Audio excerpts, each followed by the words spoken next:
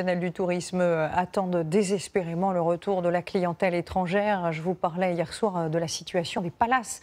Eh bien, celle des célèbres puces de Saint-Ouen est tout aussi compliquée. Sur place, les Français ne représentent que 3 clients sur 10 et ils dépensent beaucoup moins que les Américains. Reportage Anthony Lebos et Sébastien Maloiseau.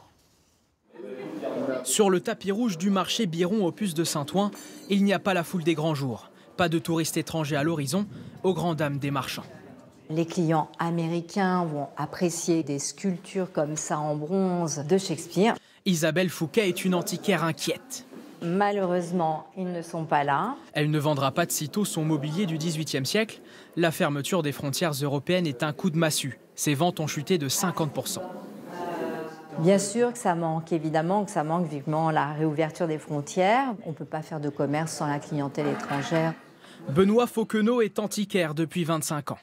C'est juste de la jolie décoration, c'était un encrier au départ. Sa clientèle étrangère représente 80% de ses ventes en magasin. Pas de touristes, peu de clients, je vais dire, parce qu'on a quand même une clientèle française, mais qui malheureusement est très anecdotique par rapport à la clientèle étrangère. Difficile de remplir les caisses des marchands avec les seuls touristes français, très attendus, mais pas franchement acheteurs. Juste flâner et regarder, je pense pas qu'on va acheter parce que ça coûte assez cher. Se promener et voir un peu ce qui se passe.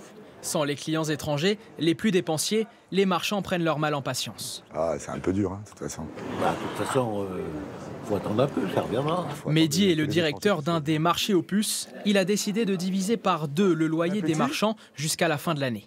On a eu les gilets jaunes, on a eu les manifs, là maintenant le Covid, on a quand même été fermé pendant 2 mois.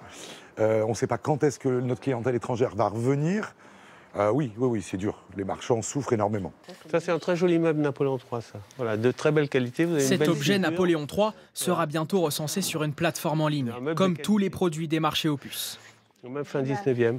Ouais. Albert Rodriguez, 50 ans de métier, l'a bien compris. Le salut passera par Internet pour séduire la clientèle étrangère. Ils pourront voir les nouveaux arrivages, les nouveaux objets qu'on rentre, si vous voulez, directement des États-Unis, de Chine ou de Russie. Et ils pourront, si vous voulez, faire leurs achats. Pour l'instant, sans se déplacer en France. La plateforme sera lancée à la rentrée. En attendant, les 2000 marchands aux puces espèrent que les touristes français mettront la main à la poche.